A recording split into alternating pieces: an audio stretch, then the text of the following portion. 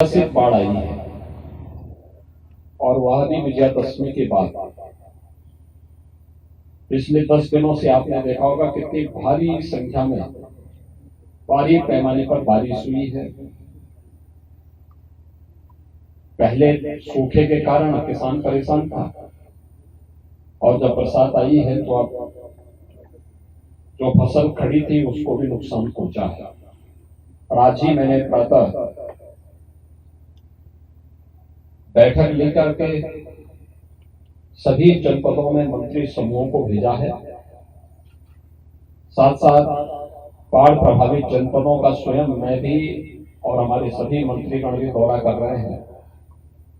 आज मैं बलरामपुर, श्रावस्ती और बहराइच जनपदों का भी गोंडा और अयोध्या का दौरा करने के बाद मैं इधर से होते हुए आ रहा हूं कि 280 से अधिक गांव बलरामपुर जनपद के प्रभावित हैं। अभी उतरौला और बलरामपुर सदर के इन गांवों का निरीक्षण करते हुए फिर श्रावस्ती की ओर जाऊंगा। इन सभी गांवों में तत्काल राहत कार्य युद्ध स्तर पर हो, पर्याप्त संख्या में यहां पर पीड़ित परिवारों को राहत पैकेट वितरित हों, जिसमें आटा है, चावल है, 10 किलो गेहूं है, सूखा चना, भूजा, दाल, तेल, नमक, दियसलाई, मोमबत्ती, बाल्टी आदि जितना भी हो सकता है और लंच पैकेट, दवा की किट, ये सभी वितरित करने के लिए भी पर्याप्त मात्रा में सामग्री जिला प्रशासन के पास उपलब्ध कराई गई है। बलरामपुर जिले में थोड़ी समस्या हुई कि मुख्य मार्ग गोंडा बलरामपुर मार्ग ही कट गया था। बाद में तुलसीपुर और बलरामपुर मार्ग भी कट गया, बाधित हो गया। बलरामपुर से उतरौला वाला मार्ग भी प्रभावित हुआ है। लेकिन प्रशासन अपने स्तर पर कार्य कर रहा है, जनप्रतिनिधि भी राहत और बचाव कार्य के लिए लगे हैं और मैं सभी जनप्रतिनिधियों से कहूंगा कि सभी अन्य कार्य स्थगित करते हुए इस समय सभी पीड़ित परिवारों तक राहत सामग्री उपलब्ध करवाएं। जनहानि पर उस पीड़ित परिवार को 4 लाख रुपए की सहायता तत्काल उपलब्ध करवाएं।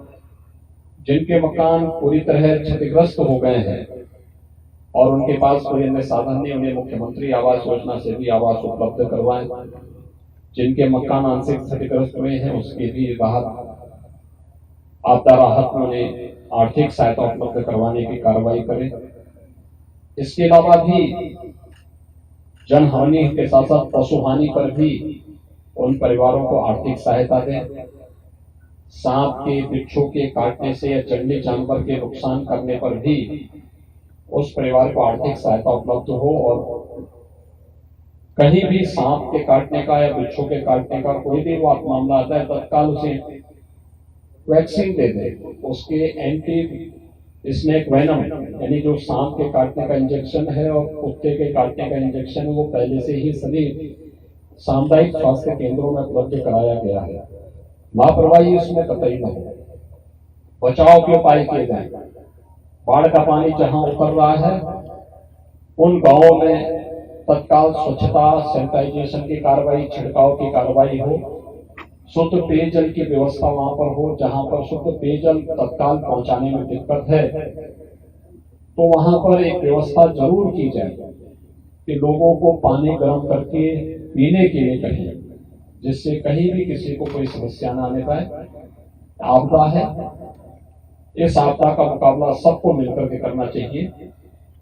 इसके साथ ही ये भी व्यवस्था बनाई जा रही है कि जिनकी फसल को नुकसान हुआ है सूखा से या बाढ़ से, उसका भी सर्वे का आदेश किया गया है। रिपोर्ट आते ही हम तत्काल उसके लिए भी आर्थिक सहायता सभी पीड़ित परिवारों को या जो भी बटाईदार हैं उनको सबको उपलब्ध करवाने का कार्य भी करेंगे।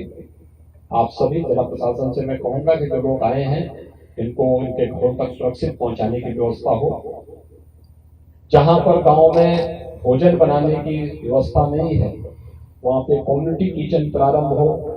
कम्युनिटी किचन में भी दिक्कत हो रही है तो उनको लंच पैकेट दोपहर में और शाम को अवश्य उपलब्ध करवाने के साथ साथ शुद्ध पेयजल भी उपलब्ध करवाने की कार्रवाई हो, जिससे किसी भी बाढ़ पीड़ित को कहीं कोई दिक्कत न हो। सरकार आप लोगों के साथ में है और हर संभव सहायता आप सभी को इस अवसर पर कराएगी, यही आश्वस्त करने के लिए मैं आपके बीच में यहाँ पर आया हूँ।